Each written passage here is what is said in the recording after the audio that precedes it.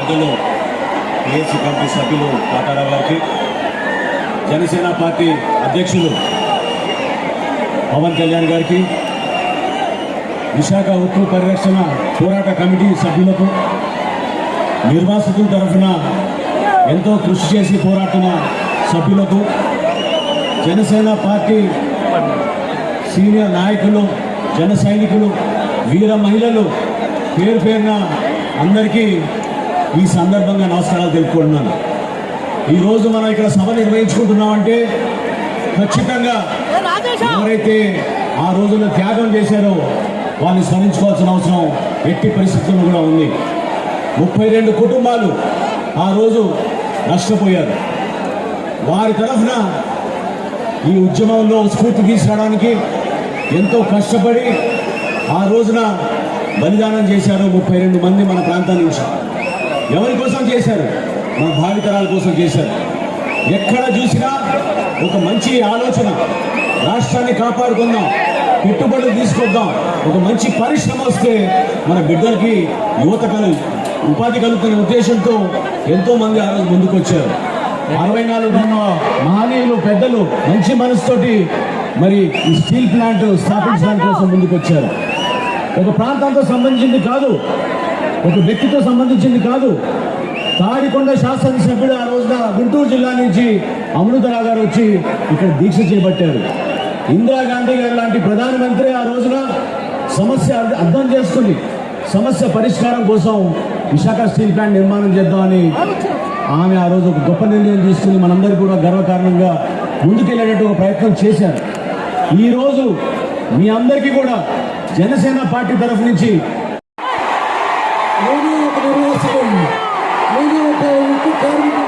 కర్మాగారంలో ఒక మాజీ ఉద్యోగిని. ఈ ఉద్యోగుల ద్వారా కష్టాలు, నిర్వాసం ద్వారా కష్టాలు బాగా తెలిసినది. నాకు నా తల్లిదండ్రులు జన్మనిస్తే నాతో పాటు అనేక లక్షల మంది ఉక్కు కార్మికులకి వాళ్ళ తల్లిదండ్రులు జన్మనిస్తే ఈ గౌరవం మీరిచ్చారు. ఈ గౌరవం మీరు ఇచ్చిన మీరు అడిగిన 2.5 సంవత్సరాల కింద నేను ఇక్కడ ఈ ప్రాంతంలో నన్ను చూడండి అని మీరు అడిగితే ఈ మహానుభావుని గెలిపించలేక శాసనసభ పంపించలేక మానవత్వం పంచే మనిషిని ఎన్నుకోలేనందుకు మీ అందరి తరఫున క్షమించమని కోరుతూ, రెండు మాకు తెలుసు అదే పవన్ కళ్యాణ్ గారు ఇక్కడ శాసనసభలకు వెళ్తే ఈ గ్రామాలను నమ్మడానికి ఏ ఒక్కడైనా అడిగి వేయగలరా? గ్రామాన్ని ఒక్క శాసనసభకి ఒక్కరైనా ఉండొచ్చు.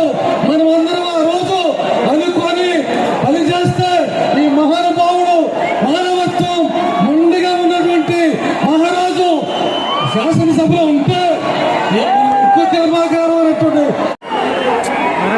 నేను సైతం ప్రపంచాగ్నికి సముద్రకు ఆహుతిచ్చాను. నేను సైతం విశ్వ వృష్టికి అశ్రువులొకటి ధార కోసం. నేను సైతం భువన ఘోషకు వెర్రి గొంతుతో విచ్చిమోసాను. నేను సైతం ప్రపంచాబ్జపు తెల్లరేకై పల్లవిస్తాను. నేను సైతం విశ్వవీణకు తంత్రులై మూర్ఛనలు పోతాను. నేను సైతం భువన భవనపు బావుటాలను పైకి వేస్తాను. ఒక అందమైన పోయం ఉంటుంది, దానికి ఒక గుండు ఉండాలి. అది కన్నీళ్లు కార్చాలి. క్రోధాగ్నులు ప్రచురించాలి. పీడితుల పక్షం మనిషి విజయానికి జెండా ఎగరాలి.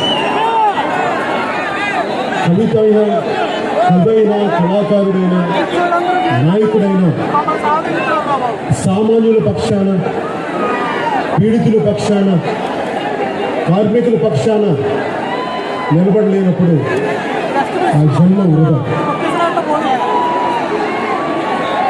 మహాప్రస్థానం ద్వారా ప్రపంచానికి ఉద్యమ విద్యుత్తుని ధారపోసిన మహాకవి శ్రీశ్రీ గారికి, నా దేశం నా ప్రజల ద్వారా కష్టాల్లో ఉన్న ప్రజలను చూసి దౌర్జన్యానికి గురవుతున్న ప్రజలను చూసి ఈ చెట్లకు పూలెందుకు పోస్తే బుల్లెట్లు ఎందుకు పోయావు అని గర్జించిన శేషేంద్ర గారికి, దార్శనికుడు కవిశ్రేష్ఠులైన శేషేంద్ర గారికి మనస్ఫూర్తిగా హృదయపూర్వక వందనాలు తెలుపుకుంటూ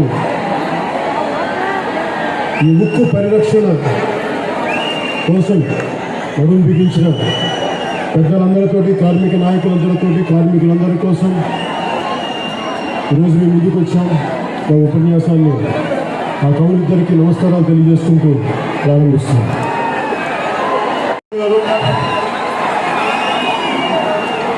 ఒక దేశానికి ఆర్థిక అభివృద్ధికి కానీ, ఇన్ఫ్రాస్ట్రక్చర్కి కానీ ఉక్కు చాలా కీలకమైంది. ఉక్కు కర్మాగారాలు లేకపోతే ఆ దేశం ముందుకెళ్ళ. ఒకసారి ఉక్కు ఇప్పుడున్న పెద్దలందరికీ తెలుసు, కానీ ఈ రోజున మీకు తెలిసిన విషయాన్ని మళ్ళీ ఇంకొకసారి ఎందుకు తెలియజేస్తున్నానంటే, మీరు ఏ కష్టం అని చెప్పాల్సిన అవసరం, ఈ కొత్త తరానికి చెప్పాల్సిన అవసరం. అందుకని మీకు తెలిసిన విషయాలు అయినప్పటికీ ఈ కొత్త తరాన్ని చెప్పడానికి నేను ముందుకెళ్తున్నాను. విశాఖ ఉక్కు ఆంధ్రుల హక్కు అనే నినాదం ఒకే ఒక్కటి, కులాలకి వర్గాలకి అతీతంగా ఒకే ఒక్క నినాదం ఈ రాష్ట్రాన్ని కుదిపేసింది. అది విశాఖ ఉక్కు ఆంధ్రుల హక్కు.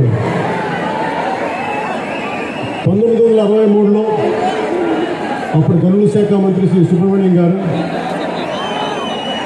భారతదేశానికి ఉక్కు కర్మాగారాలు చాలా అవసరం, నది ఒక సముద్ర తీరాన ఒక మంచి స్టీల్ కర్మాగారం ఉండాలి అని అనుకుంటే, అప్పుడు దాన్ని ఒక అమెరికన్ కన్సార్టియం అనే కంపెనీ విశాఖపట్నం చాలా అనువుగా ఉంటుందని చెప్పేసి వెళ్ళిన తర్వాత అందరూ ఆనందించారు. ఉమ్మడి ఆంధ్రప్రదేశ్కి ఉక్కు కర్మాగారం రాబోతుంది అంటే అభివృద్ధి దిశగా ఆంధ్రప్రదేశ్ ఎదగబోతుందని. కానీ కొన్ని పరిస్థితుల్లో మళ్ళీ మార్చుకొని పక్క రాష్ట్రాలకు వెళ్ళిపోతుంది, ఇక్కడ ఉండట్లేదు, మాట ఇచ్చిన తర్వాత ఉండట్లేదు అంటే ఆ రోజున తాడికొండ ఎమ్మెల్యేగా ఉన్న కీర్తిశేషులు అమృతరావు గారు ఇక్కడ కలెక్టర్ ఆఫీస్కి వచ్చి నిరాహార దీక్ష చేయటం దాకా, విశాఖపట్నం నుంచి వరంగల్ దాకా 32 మంది యువకులు బలిదానాలు అయింది, చనిపోయారు.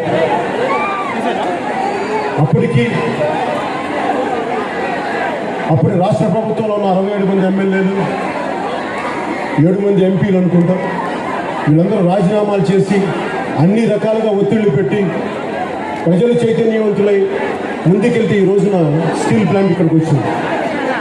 ఈ స్టీల్ ప్లాంట్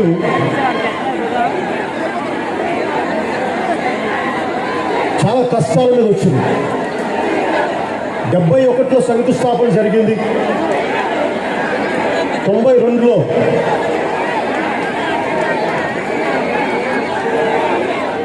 దాదాపు 3 లక్షల టన్నులు కదండి.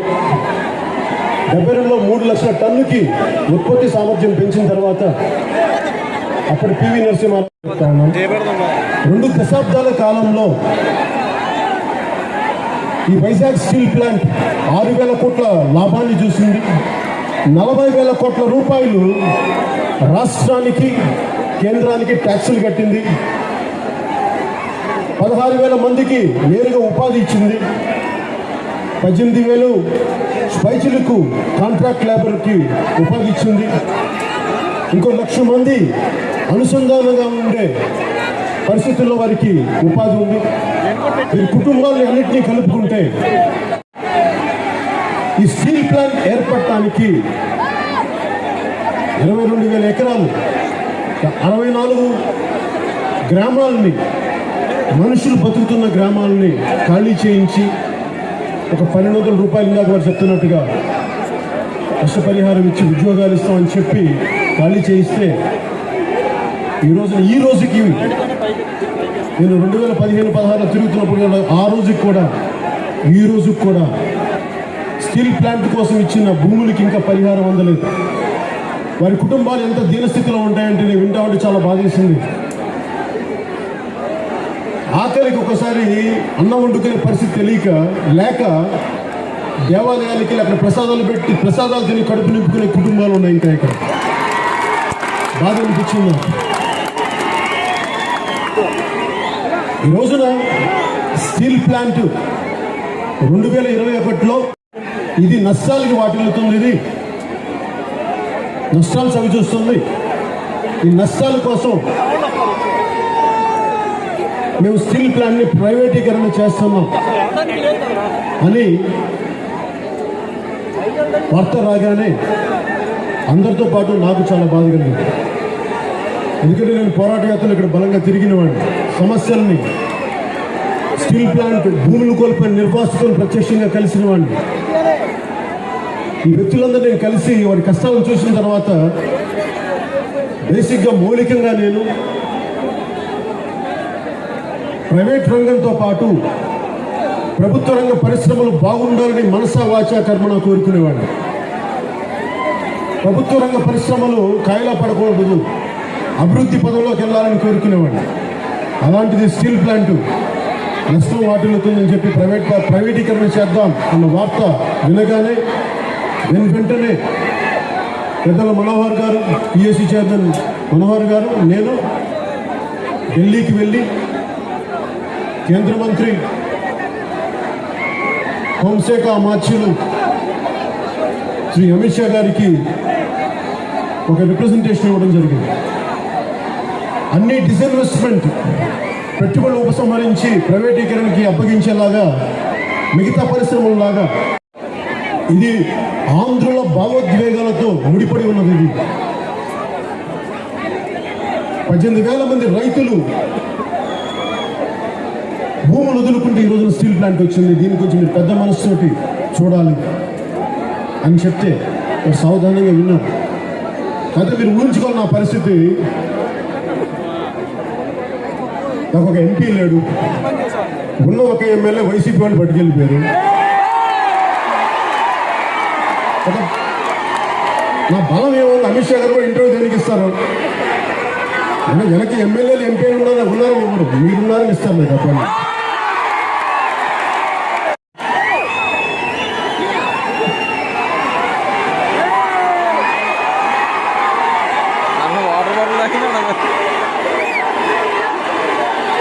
మీరు లేకపోతే నాకు ఎందుకు ఇంటర్వ్యూలు వస్తారు? ఒక్క క్షణం తీసి గడ్డి బస్సులో పక్కన పెట్టారు. కానీ నాకు స్వార్థం ఏముంటుంది? భావితరాలు బాగుండాలి.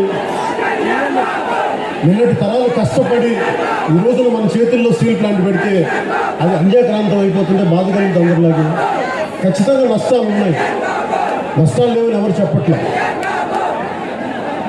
మీరు చెప్పండి, ఏ పరిశ్రమ నష్టాలు లేవు? ఏ వ్యాపారానికి నష్టాలు రావు? ఏ వ్యాపారానికి అప్పులు లేవు? అలా నష్టాలు రాని పరిశ్రమ ఏదైనా ఉంది అంటే ఒక వైసీపీ రాజకీయ పరిశ్రమ తప్ప అన్ని పరిశ్రమలకు నష్టాలు.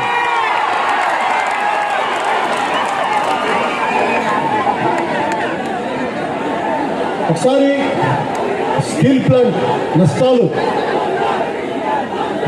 అంటే మాట్లాడుకోబోయే ముందు మనకు అర్థం కావాల్సింది public sector units.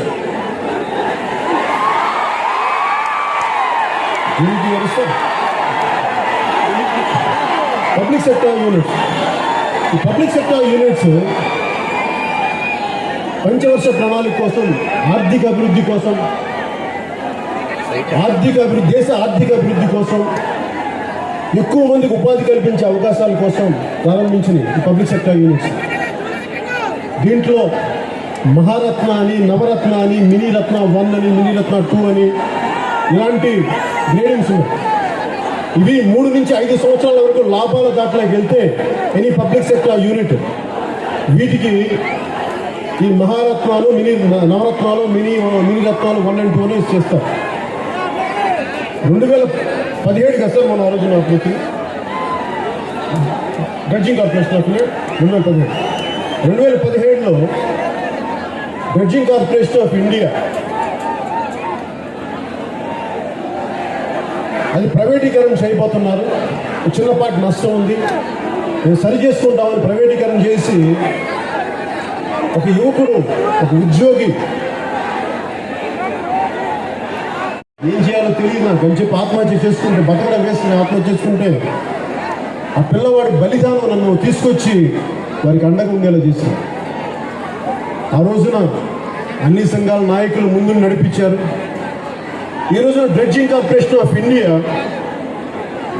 Stock market లో 300 షేర్తో వైజాగ్ పోర్ట్ ట్రస్ట్ ఆధ్వర్యంలో ఎక్కువ షేర్ మెజారిటీ షేర్ ముందు ఈ రోజు నిలబెట్టుకున్నారు. డ్రెడ్జింగ్ కార్పొరేషన్ ఆఫ్ ఇండియా పోరాటం వల్ల సాధ్యమైంది.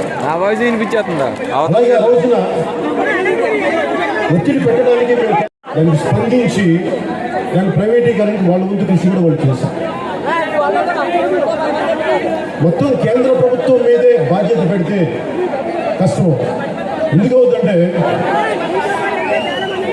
కేంద్ర ప్రభుత్వం మీద బాధ్యత పెడితే కేంద్ర ప్రభుత్వానికి ఏం కలుస్తాయి ఇక్కడ కష్టాలు? ఎవరు చెప్పాలి? ఢిల్లీలోకి వచ్చిన వాడికి మనవాడు చెప్పాలి.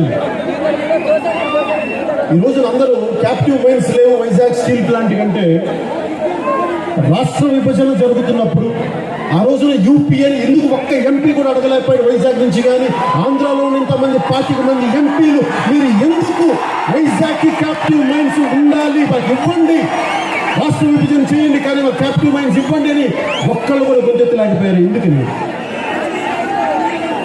వాళ్ళకి అర్థం కాదు. పదవులు ముఖ్యం, కాంట్రాక్టులు ముఖ్యం, డబ్బులు ముఖ్యం, ప్రజల సమస్యలు ముఖ్యం కాదు, ప్రజల కన్నీళ్ళు ముఖ్యం కాదు, ప్రజల కష్టాలు ముఖ్యం కాదు. అందుకని మనసు నుంచి మాటలు రావు. స్టీల్ ప్లాంట్కి పొలాలు ఇచ్చేసిన జీవితాలు, ఆకలికి గుళ్ళోకి వెళ్ళి ప్రసాదాలు తినే కష్టాలను చూస్తే వాళ్ళకి అర్థమవుతుంది ఆ ఎంపీలకి. నేను ప్రజలకి మోసం చేయను, ఇక్కడ ఓడిపోయాను నేను, అయినా కానీ నిలబడి ఇక్కడే ఉన్నాను. నేను పారిపోను, ప్రజాక్షేత్రం నుంచి ఓటమి నన్ను పారిపోను, నిలబెట్టి ఉంచింది. ఎందుకంటే ఇది నా కర్తవ్యం. ఉక్కు మనిషి ఈ రోజున జయంతి ఆయన జయంతి రోజున ఆ శుభ సందర్భం రోజున మాట్లాడుకున్నాం. అదే ఉక్కు సంకల్పం స్టీల్ ప్లాంట్ని కాపాడుకోవాలి. అన్ని పార్టీలు కలిసి రావాలి, ఒకళ్ళు కాదు అన్ని పార్టీలు కలిసి రావాలి. ఆంధ్ర వాళ్ళకి ఇప్పుడు మా వర్గం మా కులం అని ఒక దరిద్రం ఉంటుంది. మనందరం ఒకటి అంత సదుద్దేశం ఎప్పుడు ఉండదు. భావితరాలు నష్టపోతారు. నేను ఎంత ఆపగలనో నాకు తెలియదు కానీ మీ భవిష్యత్తు కోసం మీకు కనీసం ఒక 25 నాకు జీవం ఉన్న ఒక 25 సంవత్సరాల భవిష్యత్తు కోసం నేను మీకోసం పోరాటం చేయాలని నిర్ణయించుకున్నాను. ఈ పిఎస్యూస్ ఇందాక మాట్లాడుకున్నట్టుగా ఒక 10 పాయింట్స్ మీద ఉంటుంది.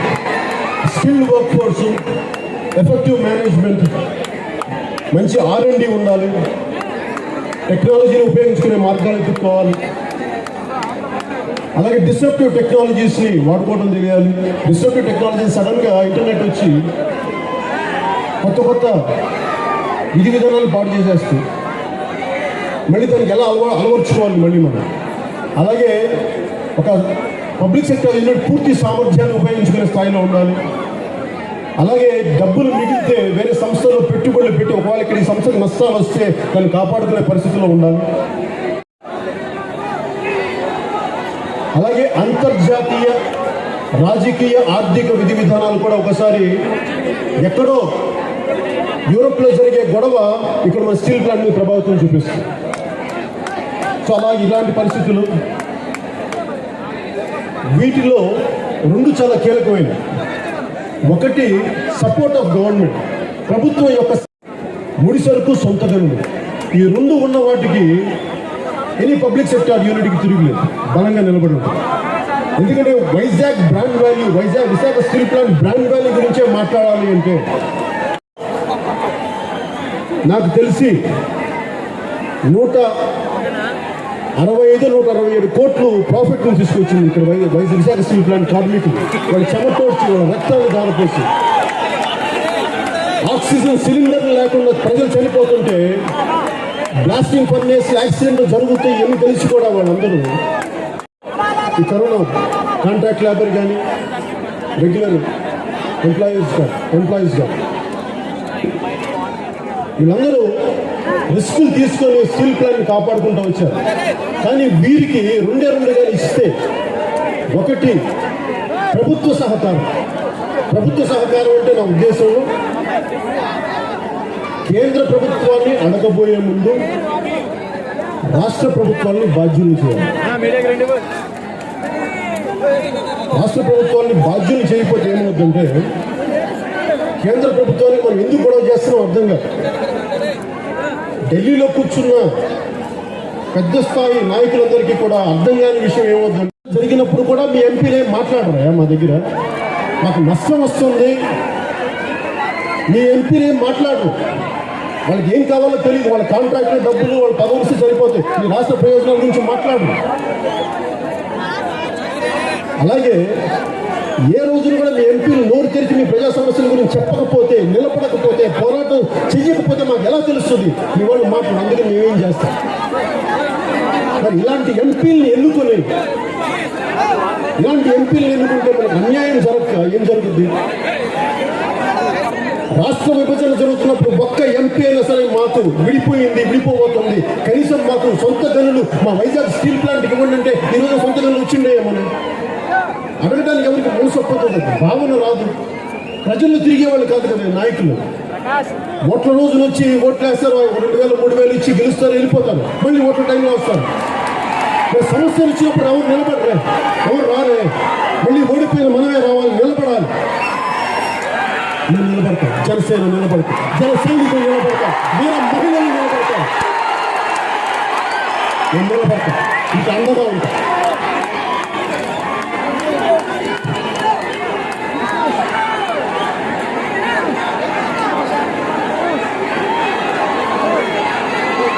పెద్దలు మాట్లాడుతూ ప్రతి పరిశ్రమకి, ప్రతి స్టీల్ పరిశ్రమకి గనులు ఉన్నాయి.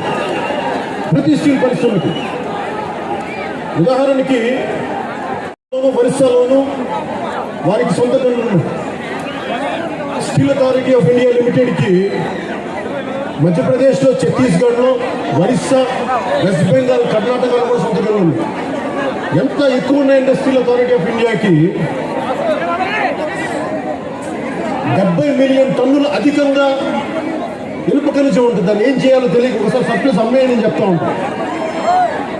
అలాంటిది మనకి కనీసం ఒక్క ఎంపీ వెళ్ళి మాకు ఆ సర్ప్లస్ని, మా ఉన్న గనులను మాకు ఇవ్వండి, మేము వాడుకుంటాం, మా స్టీల్ ప్లాంట్ కాపాడుకుంటామని మీరు ఎందుకు నోరు తెరవరు? వైసీపీ ఎంపీ మీరు పార్లమెంట్కి వెళ్తుంది కబుర్లు చెప్పుకోవడానికి, కాఫీలు తాగడానికి. మీరు వెళ్ళేది టన్ను ఇనుప ధాతువుకి 7,000 రూపాయలు ఖర్చు పెట్టారు. అదే టాటా స్టీల్ ప్లాంట్కి కానీ, steel authority of India limited ఆధ్వర్యంలో నడిచే ప్లాంట్స్కి కానీ 1,500 రూపాయలు టన్ను ఖర్చు పెట్టాలి. సంవత్సర ఖర్చుల్లో ఈ రెండు కంపెనీలకి 35% కానీ, టాటా కంపెనీలకు కానీ 35%, 45% ఇక్కడ సొంత గనులు ఉన్నాయి. మరి నష్టాలు రాకపోతే, మరి వైజాగ్ స్టీల్ ప్లాంట్కి నష్టాలు రాకపోతే లాభాలు ఎలా వస్తాయి? ఇది మనందరం మీ తరం ఆలోచించాలి, మీ జనరేషన్ మాట్లాడాలి, మీరు ఆలోచించాలి. నా మాటలు నమ్మొద్దు, మీరు చదవండి, రీసెర్చ్ చేయండి, పెద్దలతో మాట్లాడండి, అనుభవజ్ఞులతో మాట్లాడండి, ట్రేడ్ యూనియన్ నాయకులతో మాట్లాడండి. 1 కాదు 2 కాదు 20 సంఘాలు పైగా ఉన్నాయి. ఒకసారి మీరు భూమిని కోల్పోయిన నిర్వాసితుల సంఘాలతో మాట్లాడండి. డ్రోనా తిప్పుతాడు మొత్తం రౌండ్గా. విశాఖ ఉక్కు ఎవరి దయా దాక్షిణ్యాలలో వచ్చింది కాదు, పోరాడి సాధించుకున్నది విశాఖ. 32 మంది బలిదానాలు, హబీబుల్లా రెహమాన్, పోలినేని ఏసయ్య, సాయిరెడ్డి, మస్తాన్, తంగెడ సత్యం లాంటి 32 మంది యువకులు నిన్ను పోలీస్ కాల్పుల్లో ప్రాణాలు పోగొట్టుకున్నారు.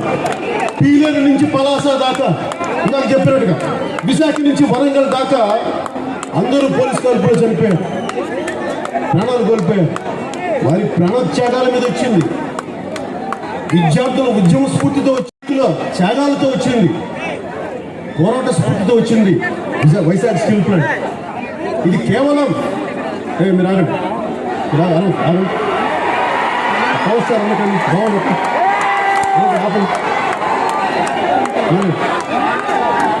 కొంచెం దీన్ని గురి పెంచుకోవాలి.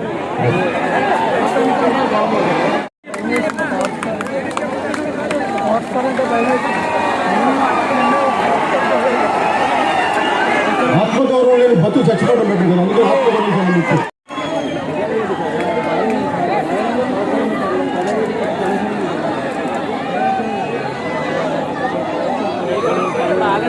ఆలోచిస్తున్నాడు. సొంత పనులు లేవని చెప్పి పివి నరసింహారావు గారి టైంలో ఆర్థిక సంస్కరణల మూలంగా ఒక వైజాగ్ స్టీల్ ప్లాంట్కే కాదు, అన్ని ప్రభుత్వ నష్టాల్లో ఊబిలో కూరుకుపోతున్న అన్ని ప్రభుత్వ రంగ పరిశ్రమలకి దీనిని ప్రైవేట్ పరం చేస్తాం, లేదంటే వాటాలు బయట వారికి అమ్మేస్తాం అనే పరిస్థితులు తీసుకొచ్చాం. ఆ రోజు నుంచి ఈ రోజు కొత్తగా, ఎందుకంటే వాస్తవాలు మాట్లాడేటప్పుడు చరిత్ర మాట్లాడుకోవాలి. ఈ రోజున డిజిన్వెస్ట్మెంట్ అనేది కేవలం అంటే చాలా ఆబ్జెక్టివ్గా నిష్పక్షపాతంగా మాట్లాడాలంటే ఈరోజు వచ్చింది కాదు. ఈ డిజిన్వెస్ట్మెంట్ అనేది, పెట్టుబడి ఉపసంహరణ అనేది, నష్టాలు వస్తున్న పరిశ్రమలకి ప్రైవేట్ పరం చేయటం అనేది ఈరోజు వచ్చింది కాదు. 92 నుంచి ప్రారంభమైంది. ఈ రోజున ప్రధానమంత్రి గారు ప్రారంభించింది కాదు. అందుకే దీన్ని అర్థం చేసుకోవాలి. అలాగే ఈ డిజిన్వెస్ట్మెంట్ 2021లో మళ్ళీ ప్రైవేటైజేషన్ గురించి వచ్చినప్పుడు సిఐటియు, ఏఐటియుసి కానీ, ఐఎన్టీయూసీ కానీ, బిఎంఎస్ కానీ ఇలాంటి దాదాపు 20 పైగా యూనియన్లు ఉన్నాయి. వీరందరి పోరాట ఫలితంగానే ఇంకా ఈ రోజున ఇంత మాత్రం నిలబడింది. లేదంటే ఈ పార్టీకి మన సర్క్యూట్ హౌస్ అమ్మినట్టుగా అమ్మేసేవాళ్ళు. ప్రభుత్వ ఆస్తుల్ని కొన్ని వేల కోట్లు తాకట్లు పెట్టేసినట్టుగా తాకట్టు పెట్టాలి, అలా అమ్మేసేవాడు, ముక్కలుగా అమ్మేసేవాడు. కానీ ఈ ట్రేడ్ యూనియన్ నాయకులు ఉండటం వల్ల అది మన అదృష్టంగా చెప్పచ్చు. వారి పోరాటాల ఫలితం ఈ రోజున నాలాంటి వాడికి కూడా వచ్చి వారి పక్కన కూర్చున్న అదృష్టం నాకు. వారందరికీ మనస్ఫూర్తిగా నేను తరపున ధన్యవాదాలు.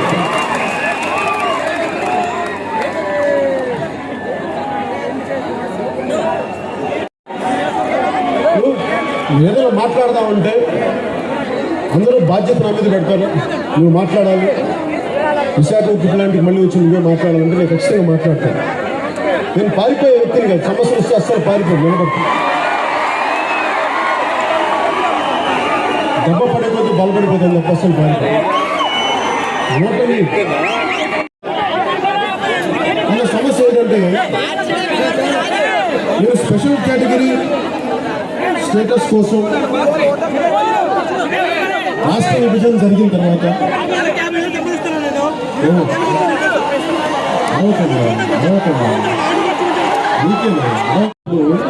నాకేమో సరదా, నా రోడ్డు మీద వచ్చి మాట్లాడుతున్నాను, నాకే సరదా కాదు.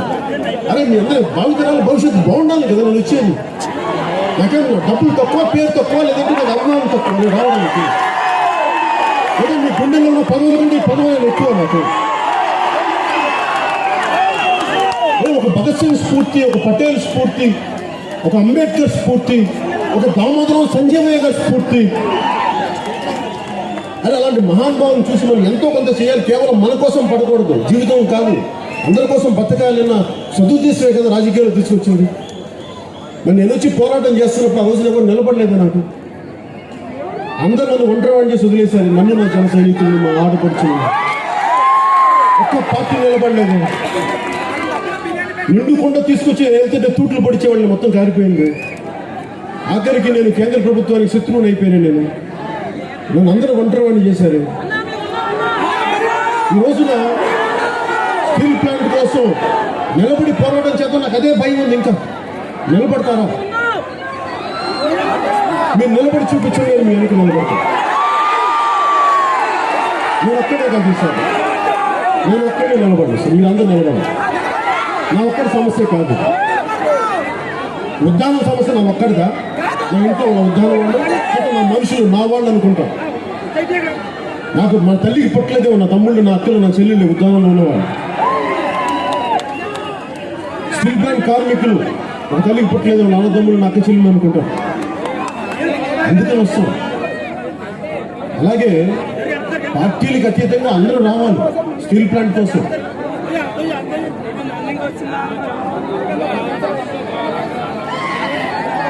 అంటే ఒకసారి నేను చాలా మంది అంటారు, నువ్వు ఒక ఐడియలిస్టిక్ ఫూల్, నువ్వు నీకు రాజకీయం తెలియదు, ఎలా బెనిఫిట్ కావాలో తెలియదు అంటే నేను మేబీ నాకు ఓకే. ఎందుకంటే నేను స్వాతంత్ర సమరయోధుల్ని ఆదర్శంగా తీసుకున్నవాడు. I'm okay to be an idealistic fool, but not like a corrupt politician. దోపిడీ చేసే పాలిటిషియన్ కంటే కూడా ఒక ఐడియలిస్టిక్ గా ఉండి ఆ ఓటమి నాకు చాలా గొప్పది. వేల కోట్లు సంపాదించుకొని 200 కోట్లు సంపాదించుకుని ఎమ్మెల్యే ఎంపీ సీట్ కంటే కూడా నాకు వచ్చిన 10,000 ఓట్లే నాకు చాలా అద్భుతం. ఈరోజు అనుకున్నాను కదా ఎందుకు వచ్చానని. నేను ఓట్లు వెయ్యిన వాళ్ళ కోసం కాదు, ఓట్లు వేసిన వాళ్ళ కోసం వచ్చాను. ఎందుకు వచ్చాను? జనసేన పార్టీ ఎందుకు నిలబెట్టించానంటే ఓట్లు వెయ్యిన వాళ్ళ కోసం కాదు, నాకు ఓట్లు వేసిన 10 మంది చాలా 10 మంది కోసం నేను నిలబడి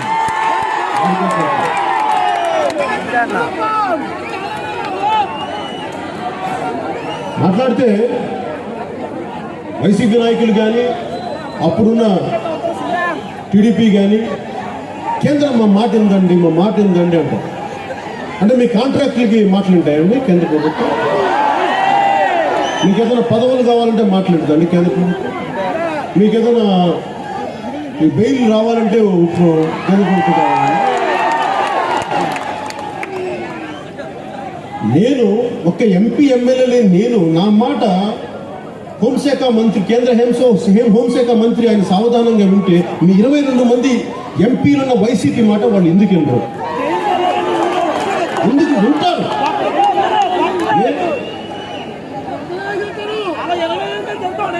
వాళ్ళు ఫామ్ బిల్ గురించి వినలేదా? అలాగే వైసీపీ ఇక్కడికి వచ్చి మాకేం సంబంధం లేదండి, ఇక్కడ మేము అసెంబ్లీలో తీర్మానం పెట్టామని చెప్పి చేతులు దులిపేసుకుంటే ఎట్లా? అలా కుదరదు మాట, కుదరదు, నిలబడాలి. ఆ కథలు, ఆ కాకమ్మ కథలు, కబబ్లు, కాకరకాయలు ఇదివరకు రోజులు ఇప్పుడు కుదరదు.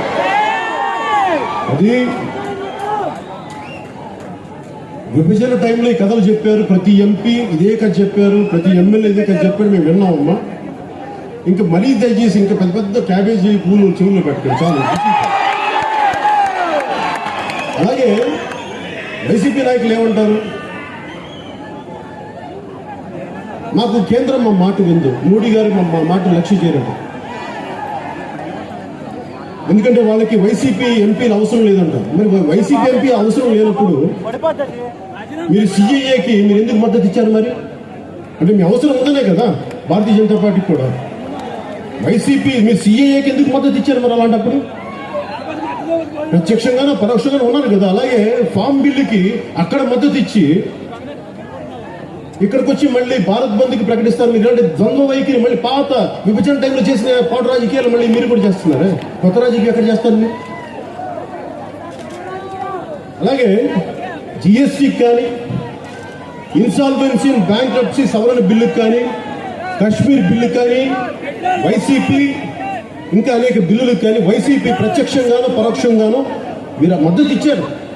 అలా మద్దతు ఇచ్చేటప్పుడు వైజాగ్ స్టీల్ ప్లాంట్ కోసం మాకు సొంత గనులు ఎందుకు ఇవ్వరు అని ఒక మాట ఎందుకు అడగలేకపోయారు మీరు? సెయిల్ సర్ప్లస్ ని steel authority of India limited మరి 70 మిలియన్ టన్స్ వారికి అవసరం ఎక్కువ అయిపోయింది, అమ్మేసుకుంటున్నారంటే అలాంటి గనులు మాకు ఇవ్వండి అని మీరు ఎందుకు మాట్లాడలేదు? ఎందుకంటే మీకు బలిదానాలు, పోరాటాల మీద మీకు గౌరవం లేదు కనుక. ఎందుకంటే మీరు చేసిన వాళ్ళు కాదు, మీరు డబ్బులు ఇచ్చి ఓట్లు కొనుక్కున్న వాళ్ళు, పోరాటాలు చేసి వచ్చిన వాళ్ళు కాదు. రాజకీయాలకి నిలబడి దమ్ముండి అక్కడ నిలబడి నా దేశం, నా ప్రజలు పోరాటం చేసిన వాళ్ళు కాదు. అందుకు మీకు రాజు మనసులో మాకుంటుంది. ఈ నాయకులందరూ ఎంపీలు, ఎమ్మెల్యేలా? ప్రజలంటే ప్రేమ, కార్మికులంటే ఇష్టం, అందుకు నిలబడున్నారు. ఏం కూర్చోబెట్టి ఎమ్మెల్యేలు, ఎంపీలు మీ కారులో కాంట్రాక్టులు, పదవులు, డబ్బులతో పాటు ప్రజలు తాగే సారా డబ్బులు, వాళ్ళ సారో కథలే మిమ్మల్ని ముందుకు తీసుకెళ్ళాలి. అంతేగాని నిజంగా మీ కష్టాలు తెలియదు మీకు.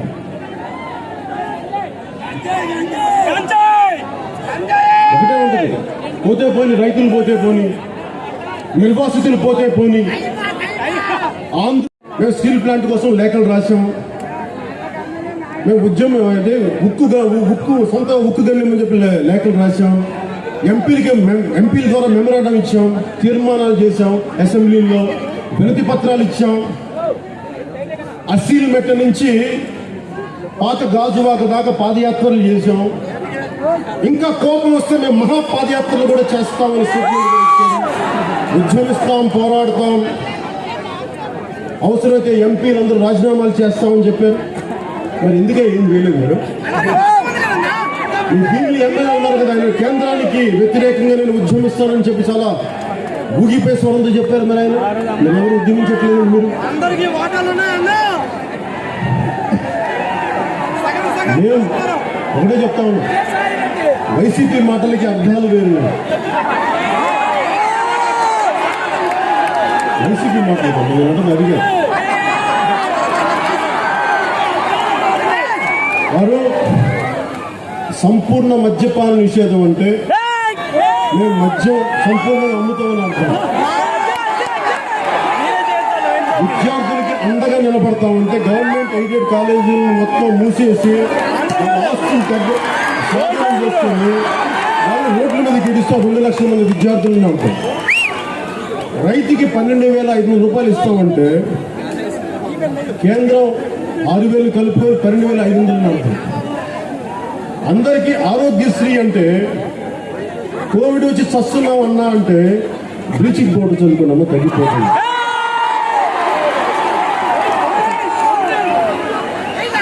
ఫీజులు మేమే కడతామంటే విద్యా సంవత్సరం స్టార్ట్ అయింది కట్టండి అంటే వారిని కొడతామని చెప్పండి. అంటే ఇది అంటే వైసీపీ చెప్పే మాటలకి వైసీపీ కరెక్ట్. అందుకని మీరు ఎలా ఇద్దరు నలా ఇద్దరు నా సభలో జనం ఓట్లు వాళ్ళకి మీరు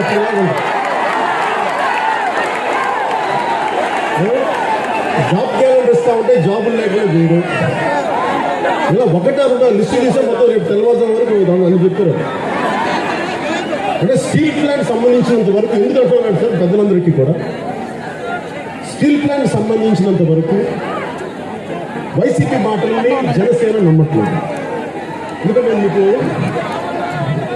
మీ వైపు తిరిగి మాట్లాడుతాను. వైసీపీ మాటల్ని నేను నమ్మట్లేదు. ఎందుకంటే అవి ఆచరణలోకి రాని మాట. వారు ఆచరణలోకి రావాలి అంటే వారు నమ్మకం కలిగించే మాటలు, చర్యలు కావాలి. సో దాంట్లో భాగంగా ఒకటే వాళ్ళు కావాలి. మీరు మద్యపాన నిషేధం లాగా స్టీల్ ప్లాంట్కి మేము ఉంటామంటే మేము నమ్మలేకపోతుంది. ఎందుకంటే మీరు ఇన్ని పనులు మీరు ప్రామిస్ చేసి అన్ని ఆపోజిట్ చేశారు. ఇదే సీతమ్మ దారికి నేను వస్తా ఉన్న రోజు నా ఆడపడిచి లాపి అన్న మద్యపాన నిషేధం చేయి, ఈ ఊళ్ళో ఈ తాగుబోతులు గొడవ తట్టుకోలేకపోతున్నామంటే నేనేం చేశాను ఆ రోజున మేనిఫెస్టోలో ఆ ఏరియాలో ఉండి ఎక్కువ శాతం మంది ఆడపడుచులు కోరుకుంటే అక్కడ మద్యం షాపులు మూయించేస్తామని చెప్పి జనసేన మేనిఫెస్టోలో పెట్టాం. కానీ వైసీపీ మటుకు అసలు సంపూర్ణ మద్యపాన నిషేధం అని చెప్పి ఆ భూమిలో ప్రెసిడెన్షియల్ మేడలో ఆ బీరంలో స్టార్ట్ చేశాం. అందుకని ఆ ఉద్దేశంతో నేను చెప్తున్నాను, మేము వైసీపీ ప్రభుత్వాన్ని మేము నమ్మం. స్టీల్ ప్లాంట్కి అండగా నిలబడతాం, కార్మికులకు అండగా నిలబడతాం, తీర్మానం ఇచ్చామంటే మేము వైసీపీని మేము నమ్మము. మరి వైసీపీ లేకపోతే నేను ఢిల్లీకి వెళ్ళి మాట్లాడతాం, 10 కాదు 100 రిప్రజెంటేషన్ ఇస్తారు. కానీ చట్టసభల్లో మీరు ఎంపవర్ చేసిన, మీరు బలపరిచిన, మీరు ఓట్లేసిన వ్యక్తులు మాట్లాడకపోతే నాలాంటి వాడు ఎంత మాట్లాడినా నేను బలహీనుడు. చట్టసభల్లో బలం లేనప్పుడు మీ ముందు బలవంతుడు తప్ప చట్టసభలో నేను చాలా బలహీనుడు. ఒక్క ఎంపీ ఉన్నా కానీ కనీసం దాని నుంచి మాట్లాడించాడు, ప్రైవేట్ బిల్లులో పెట్టి మాట్లాడించాడు. ఒక ఎంపీ కూడా లేదు. ఉన్న ఎమ్మెల్యేని వైసీపీ పాపం గద్దల తనకి వెళ్ళిపోయాడు. సో ఈరోజు వైసీపీకి ఈ సభాముఖంగా చెప్తున్నాం, మీరు ఒక అఖిల పక్షం పెట్టండి. దానికి నిర్వాసితుల సంఘాల దగ్గర నుంచి ఉన్న పెద్దలందరినీ పిలవండి, మేధావులందరినీ పిలవండి, రాష్ట్ర క్షేమం కోరుకొస్తున్న మేధావులందరినీ పిలవండి, కాంగ్రెస్ నాయకుల్ని పిలవండి, భారతీయ జనతా పార్టీ నాయకుల్ని పిలవండి, సిపిఐ సిపిఎం ఆ నాయకుల్ని పిలవండి, మీ బెస్టెస్ట్ ఫ్రెండ్స్ తెలుగుదేశం పార్టీ నాయకులు కూడా పిలవండి.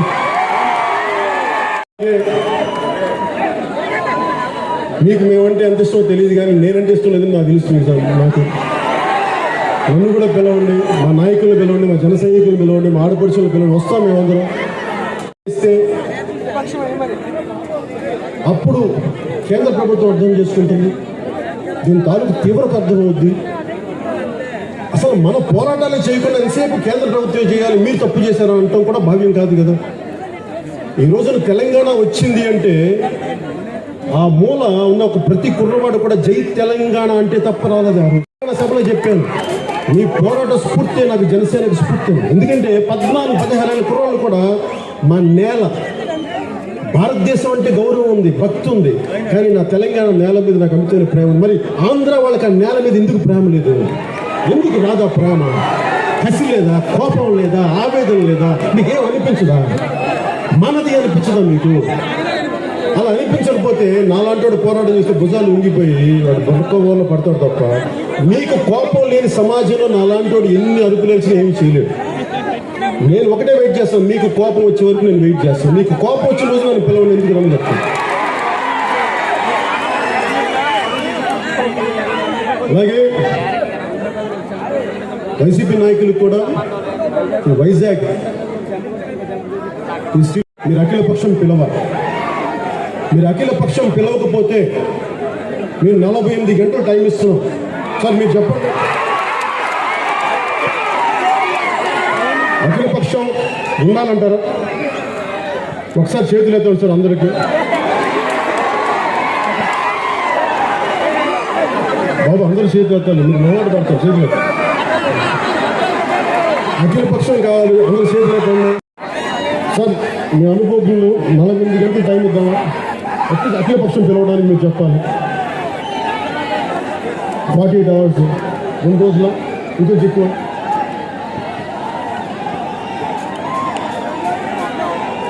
సరే, ఇక్కడున్న పెద్దలంతా చెప్తా ఉన్నారు 48 గంటలు కాకపోతే ఒక వారం రోజులు తీసుకోండి. వారం రోజుల్లోపు మీరు ఒక ప్రకటన ఇవ్వండి, వైజాగ్ స్టీల్ ప్లాంట్ మేము ఇలా ఆపబోతున్నాం, మేము పార్లమెంట్లో దీని గురించి మాట్లాడతాం, అవసరమైతే మేము కేంద్ర ప్రభుత్వంతో వారితో మేము మెప్పిస్తాం, వారిని పోరాటం చేస్తాం, కానీ స్టీల్ ప్లాంట్ని సాధించుకుంటాం, ప్రైవేట్ గనులను సాధించుకుంటాం అని చెప్పినా కానీ నేను బయటికి రాను. సంతోషంగా నేను ఏదో మా పార్టీ కార్యక్రమాలు, మా ప్రజలు ఏదో కూర్చుని వెళ్ళిపోతాను.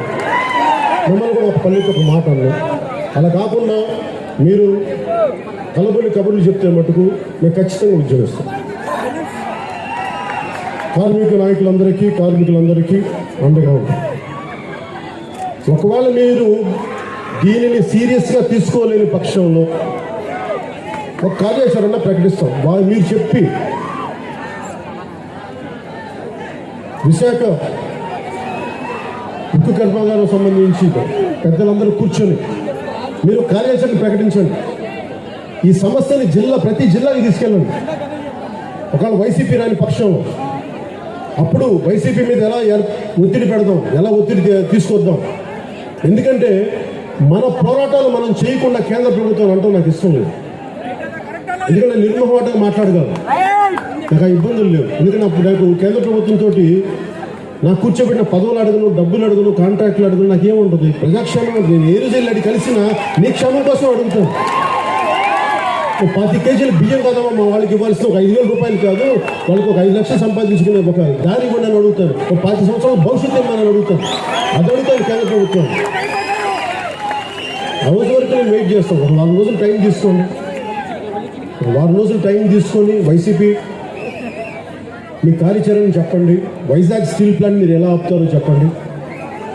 ముందుకు తీసుకెళ్ళకపోతే మటుకు ఈ 2 సంవత్సరాలు ఎన్నికల వరకు ఒకటైతే మీకు మాటిస్తున్నాను, వైసీపీ నాయకులకి నా తరఫున, జనసేన తరఫున, మా ఆడపడుచుల తరఫున, మా వీరమహిళల తరఫున, మా జన సైనికుల తరఫున, ఇక్కడ ఉన్న కార్మిక నాయకుల తరఫున, వచ్చే ఎన్నికలకి మీరు ఏమి స్పందించని పక్షంలో వైసీపీ నాయకులు చెప్తా ఉన్నారు ఈ స్టేజ్ మీద నుంచి. ఈ 2 సంవత్సరాలు మీరు చాలా గడ్డు కాలం ఉంటుంది. మీరు వైజాగ్ స్టీల్ ప్లాంట్ కాపాడుకోలేదు, ప్రథమ బాధ్యత మీది. 182 మంది ఎమ్మెల్యేలు, మా జనసేన ఎమ్మెల్యేతో కలుపుకొని చెప్తున్నారు, 152 మంది ఎమ్మెల్యేలు, 22 మంది. దానికి ముందు విశాఖ ఉక్కు సాధించడానికి 2 స్లోగన్స్ ఉన్నాయి. ఒకటి విశాఖ ఉక్కు ఆంధ్రుల హక్కు, రెండోది జై ఆంధ్ర జై జై ఆంధ్ర. ఎందుకని చెప్తున్నానంటే భారతదేశం మీద ప్రేమ లేక కాదు, ఏదైతే నేల అన్నం పెట్టిందో ఆ నేల గౌరవం ఇవ్వడానికి కూడా చెప్పాను. ఎందుకంటే ఈ 2 స్లోగన్స్ లేకపోతే మనం కులాలకు వర్గాలను విడిపోతూ ఉంటాం.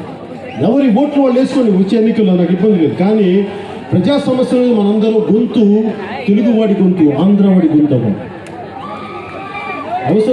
అవసరం వచ్చినప్పుడు తెలంగాణ, మన తెలుగువాడు ఎక్కడున్నా ఏకం కావాలి. మన రాష్ట్ర ప్రయోజనాలకు అవసరమైనప్పుడు ఇది ఆంధ్ర గొంతు అవ్వాలి. ఒకసారి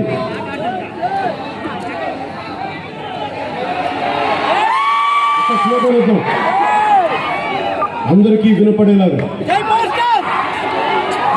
విశాఖ ఉక్కు, విశాఖ ఉక్కు, విశాఖ ఉక్కు, జై ఆంధ్ర, జై ఆంధ్ర, జై ఆంధ్ర, జై హింద్.